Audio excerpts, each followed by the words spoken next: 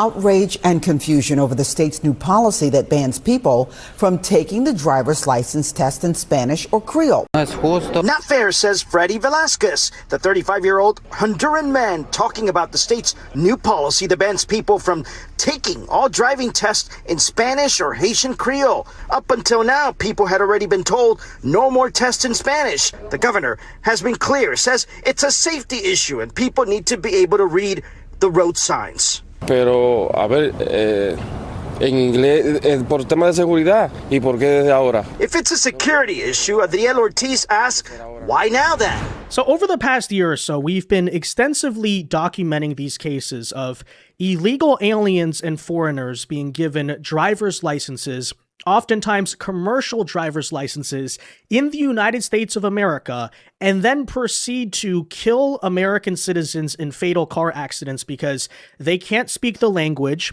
they don't understand the road signs, they don't know the rules of the road, and unfortunately, the logical consequence of quote-unquote diversity on our highways manifests itself in fatal car crashes that are taking the lives of American citizens. We furthermore had to address and respond to a lot of dumb left-wing arguments about how it would be racist or unnecessarily cruel to mandate English proficiency to drive on our roads. Because after all, there's plenty of arguments to be made as to whether illegal aliens should be driving or working in the United States to begin with. There's an assimilation argument to be made that if you're going to move to our country, you should respect its customs by learning the language. But even all of that aside, right, even deleting the whole aspect of this debate surrounding immigration and assimilation, there is still a very basic human common sense angle to all of this, which is, after all, if you cannot read or understand the road signs on a highway, you are dangerous. You are operating what is a deadly weapon, right? A motor vehicle can cause great harm. And when you don't know what you're doing, maybe you shouldn't be behind the wheel of that motor vehicle.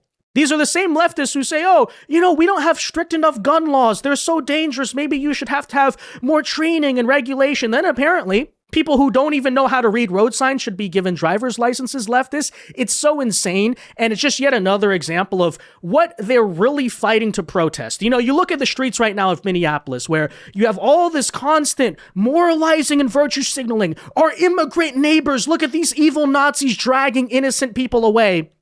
No, what leftists are really advocating for is the anarchic society of people who are constantly committing crimes and facing no consequences because criminal justice reform, a bunch of foreigners in a country who don't even speak the language because, you know, that's diversity. Apparently, countries become better when people can't even communicate with each other. And then lastly, apparently it's good to drive on roads when, you know, you have a bunch of people from different countries who don't know the laws and can't speak the language. It's, of course, insane. It's ridiculous. Now, that said, I want to shift everyone's attention today to the state of Florida, which is, as usual, is kind of the leading force in conservative state legislation here, because many of you may remember that this whole debate nationally started back last summer when an illegal alien by the name of Harjinder Singh, who was given a commercial driver's license by the state of California, caused a fatal car crash in Florida after he made an illegal U-turn, right? He basically tried to use one of those official use only medians in the middle of the highway. His trailer got stuck in the middle of the road, and then a car behind him, full of a family of American citizens, didn't have time to hit the brakes, stop, hit the trailer, crashed, unfortunately there, passed away. Well, the state of Florida has now since responded by passing a brand new law that will mandate English proficiency, not just for CDLs, because I don't think it should stop there, right? All driver's licenses in the state of Florida. In other words, when you go to take the written driver's test on an exam, you now have to take the test in English. You cannot use a different government form. You can't try to use a translator. No, you have to take the test in English. Why? Because the whole point is what? We want you to be able to read the road signs. Why do we want you to be able to read the road signs? Not only is it common sense, but one of the most famous and prolific car accidents in our state came from an illegal alien who literally caused it because he couldn't read the road signs. So there's a very real practical need for this. It absolutely makes basic logical sense. But as you could imagine, this week we have leftists here in the state that are now completely losing their minds. Local news is trying to run these stories about how, oh, this poor Latino person, they can't speak any English. Now, granted, they've lived in America for a decade now, but they can't speak any English. And now how are they going to get their driver's license? To which I say, gee, I don't know. Have you considered learning the language, right? You want to drive, then learn how to drive. Actually, reading the road signs is a part of driving, right? It's a part of knowing how to drive. So anyways, that said, I want to bring you this information of the new Florida law, as well as some of the cartoonishly ridiculous reactions that I'm seeing in my own local news. First, though, guys, do us a favor. If you enjoy our content, make sure hit that like button down below. Subscribe to the channel if you are new. We greatly appreciate the support, but it also ensures that you can stay up to date with all of the latest news and coverage. And that said, if you don't believe me, take a listen to how many local news stations here in Florida are trying to represent the new fascist, horrible state law.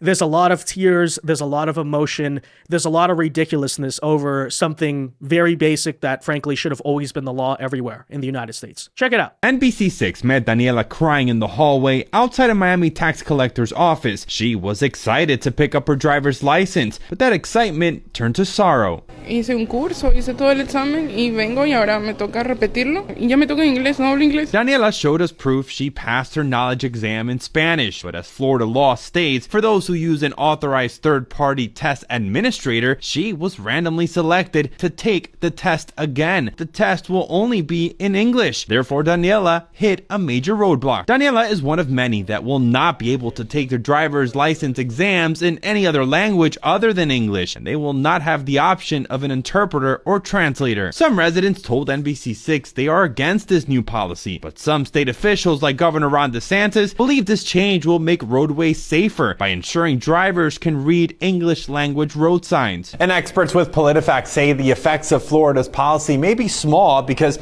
traffic signs are typically universal symbols rather than words. They also believe the policy could lead to more unlicensed drivers. Yeah, you see exactly what I'm talking about.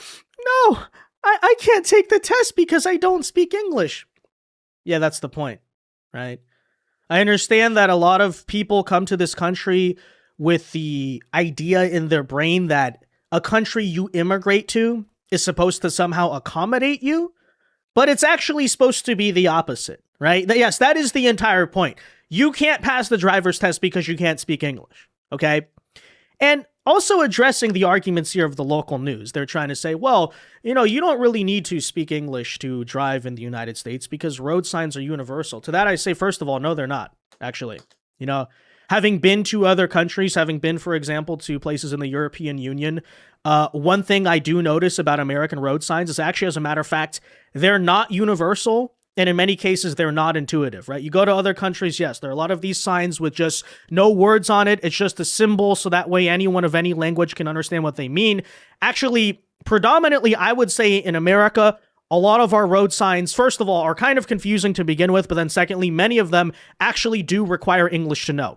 As a couple of examples, you have the official use only sign, the very thing, by the way, that caused the Harjinder Singh crash. So you can't really argue, you know, oh, people don't need to speak English to drive on the road, when, after all, the whole crash that started this was because someone could not read and also, secondly, ignored a road sign that was in English. The same is true of a word like yield, merge, exit only. These are all situations where you have to get over and they can cause car crashes, right? We'll talk about that more in a second. But that's just the reality I would like to point out, which brings me to my second point, which is I would argue in our country, much more than other countries, it is very important that in order to drive, you need to be able to speak English because the road signs actually are not universal and they're not intuitive. Now, you might make the case that, oh, maybe American road signs should be that way, but, you know, that debate is completely irrelevant. They're not. They're already there. And so in order to be safe on them, yes, actually, you do have to be able to speak English. And then lastly, of course, local news tries to argue that, well, it might just cause more unlicensed drivers because, when you make something illegal, people will just do it illegally, to which I say, oh, you mean like the border? Right? I don't know. I don't get the point. I think there's already a lot of unlicensed drivers, to be completely honest with you, all over the United States. I seem to have noticed, by the way, over the past 4 to 5 years, it seemed like they exploded a little bit. But, no, the entire point, yes, is that we want to be able to actually enforce the law and enforce it against you if, you can't speak English. And arguably, honestly, the same is true if you get stopped by the police, right? If you get part of a traffic stop, I mean, I guess you can translate or something, but, it's also easier for the police officers. But anyways, just many different arguments as to why it is a necessity to speak English. And you don't need to take my word for that, right? The whole reason we started talking about this is because it already happened, right? Fatal crashes already happened because of people who could not speak English. And by the way, I would argue this is especially true in Miami. I don't know how many of you have driven in Miami in the past several years. I have. I will tell you, it may actually be the single worst place to drive in America, right? I've driven in LA, Atlanta, New York, places like that. Miami is by far the worst. And, now thinking about how maybe disproportionately of any American city, they speak the least English. Maybe there could be a translation there, a reason, a correlation as to why that is. But, if you ever driven in Miami when there's a lot of traffic around, it's just utter chaos, first of all. You're talking about a place where you don't get a lot of warning from the road signs of, hey, this lane is going to turn into an exit only, or this needs to merge, or this is going this way, right? So already, at the last minute, everyone's trying to make all these moves. But then secondly, when something says exit only and you cannot read the exit only, you will notice various cases of people in Miami who don't realize it's an exit only and at the very last minute are all trying to merge into each other. And it's confounded by the fact that nobody uses turn signals. Nobody has any basic manners. And I don't know, maybe those things could also correlate to certain, third world country driving habits. You're kind of noticing a pattern here, right? And what it results in is one of the most stressful and, by the way, dangerous environments to drive in the entire United States, okay? There's a reason why our car insurance here in Florida is a ridiculous price for everybody, because that literally just happens. You have these idiots who don't signal and they're like, oh, wait, I got to merge now, and just, ram into each other. It happens all the freaking time. So am I even necessarily saying that the traffic problem in Miami and Tampa and Orlando and many of the cities in a state with a large, non-English speaking population would be necessarily solved by just making people know how to read road signs and know how to speak English and how to read English? Not necessarily. But, I venture to guess it has to have an impact, right? Because why is it of any city in our state, the one that speaks the least English has the biggest problem with not just driving, but in particular driving when it comes to, these things, the interchanges where you have exits onlys, some lanes are going this way, some lanes are going, I'm just saying. So anyways, that said, it doesn't stop at Miami. Let's bring you this article out of the Florida Alligator. Shout out to my college town, where my alma mater in Gainesville. But anyways, this is what they're saying about it. As of February 6th, the driver's license exam and its instructions will be administered exclusively in English following a directive from the Florida Department of Highway Safety and Motor Vehicles. Previously, the exams and instructions for obtaining a license or permit were available in multiple languages, including Spanish, Chinese, Haitian Creole, Portuguese, French, and Russian. The change poses a disruption for Florida's large non-English speaking communities. Oh no, poor them. In 2023, over 1 in 5 Florida households reported speaking primarily Spanish at home. So wait, you mean to tell me that traffic's going to dip by 20%? This is an amazing law. But anyways, Haitian Creole was the second most common non-English language at 2% of households. Now, in Gainesville, community members have reservations about the change. As one example, UF Spanish and Portuguese professor here said that she was able to take a license exam in Spanish in 2021 before the directive had went into effect. She said that having the exam in her native language gave her a sense of security and comfort, and she wishes that others had the same opportunity. What? Right? Oh yeah, we're so happy. The old law gave you personally a sense of security and comfort. Okay. Do you know, UF Spanish professor, what's much more important than having your personal sense of security and comfort? security and comfort for everybody else on the road, okay? It's not about your feelings. It's not about you feeling like you're welcomed or tolerated or you being included. No, this is driving, okay? The point is not diversity or being tolerant. The point is to save lives. And frankly, it tells you so much about woke, quote unquote, politics that they will argue garbage like this. It's like, oh, it's actually a good thing to make the roads more dangerous for people. And who cares if more people die because of it? Because we want people who don't even speak the language of our country to feel included. Are you dumb? Are you a different word that, I'm not going to say, but, it kind of applies here? What is wrong with you? What is wrong with you? This is a driver's test, okay? This is not some stupid survey that you're taking for Latin Heritage History Month or some banner you're putting up in the town or something about, diversity, okay? Like, this is the road. You understand? It affects real people's lives, whether you can speak English or understand what's happening or not. So maybe know what is going on, right? Maybe there are things in this. I know, leftists, you're very narcissistic. You struggle to comprehend this. Maybe there are things in the world that are more important than your own personal feelings, right? I get it, right? You're narcissistic. You're self-serving people despite how much you claim to be empathetic and compassionate. You lack all of those things. But seriously, think about someone other than yourself for 2 seconds. Yeah, just a thought, right? But anyway, she argued, quote, "I feel more safe knowing I would not have to worry about not knowing a word," Messias said. "I was more calm in understanding what I was doing, and at no point did I have any complication." Yeah, maybe that's the problem, right? Imagine that. Okay, what's the word you don't understand? Is it speed, right? Is it stop? Yeah? Yeah?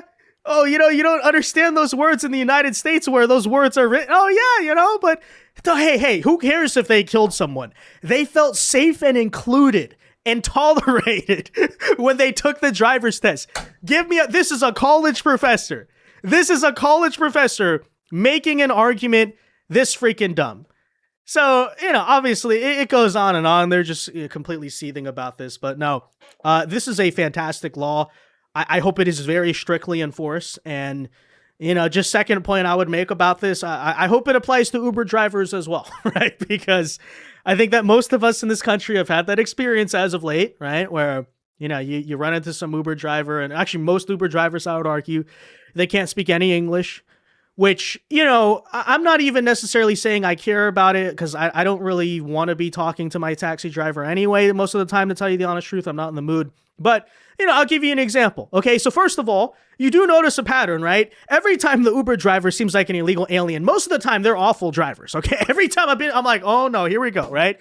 But then, recently I was in Miami and I had this Uber trying to pick me up from the hotel, and this guy couldn't figure out how to get into the hotel. You know why? He couldn't read what the parking lot entrance sign said. So he thought it was going to charge him money. It wasn't charging him money. It says it's free for 30 minutes. Doesn't know what that means. Can't figure out how to get inside. So then he calls me. Just true story. He calls me only speaking in Spanish. And I'm like, okay, I haven't spoken in Spanish for a long time. I don't know what you're saying. Can I just try to speak in English? And he's like, en español? And he's like demanding at me that I speak Spanish, and then just getting frustrated at me for me being the one that doesn't know, And it's just like, how many times do we have to keep having this experience in the United States of America, right? In an English-speaking country? Yes, it is frustrating, but it's not just about the social frustration. It's actively dangerous. So here's hoping as well that we see a crackdown and a reduction in illiterate Uber drivers as well, right? Maybe we don't need to have all self-driving taxis because, I'll be completely honest with you. As of late, because of those types of experiences, my opinions have been changing on things like self-driving taxis and Waymos. I actually took a few this past year when I was on the West Coast because the logic is like, look, I used to be against that stuff. I used to be against the AI revolution, self-driving. I don't trust it, and it's sort of dystopian and all that. But then, I think about it for a moment. This is what's been in my head as of late. I'm like, look, okay, would I rather trust an AI supercomputer to drive me or an illegal alien, right? I'm taking the AI computer every single time. I think they're going to be much safer on the road. And, am I concerned about the social displacement that a lot of this AI and automation stuff is going to cause? I mean, yeah, absolutely. It's something that we're going to have to figure out as a society, right? What do we do about these jobs? But frankly, okay, I'm not so worried about automation taking American jobs if the jobs are not going to Americans to begin with. You understand, right? Like if I live in a country where, you know, all of the taxi and Uber drivers are primarily Americans and they know what they're doing and you can communicate basic words with them, then I might say, okay, you know, in that case, maybe we should put a pause on this stuff because I'm concerned about what it's going to do to these people. But the illegal aliens, really? No, I trust the AI over them any day, right? I'm actually hoping, as a matter of fact, laws like this and the self-driving taxis now, you know, moving to more and more cities. Yeah, get these illegal aliens out of Uber, right? You know, and, you know, hopefully, who knows? If anything, maybe it'll all sort of trigger and incentivize more self-deportation, right? What can we say? You know? Do I have concerns about saving American jobs? Yes, I do. But until these corporations prove that they're serious about hiring Americans, you know, bring on the robots is what I say. Bring on the AI, you know, and bring on laws like this, obviously, because they're common sense. But, you know, anyways, there you essentially have it. I know, a little side tangent, just many social, personal frustrations, I got to be honest, that I have as of late just being baked into one video. So, you know, my apologies, but it is what it is, right? It's a real thing, you know? If all the truck drivers, all the Uber drivers are going to be these illegal aliens who are crashing, no, replace them with robots. No, 100%. Totally support that, right? But, you know, anyways, that said, let me know your thoughts on this, guys, in the comment section down below. Be sure to leave a like on this video, subscribe to the channel if you are new, and until next time, God bless and peace.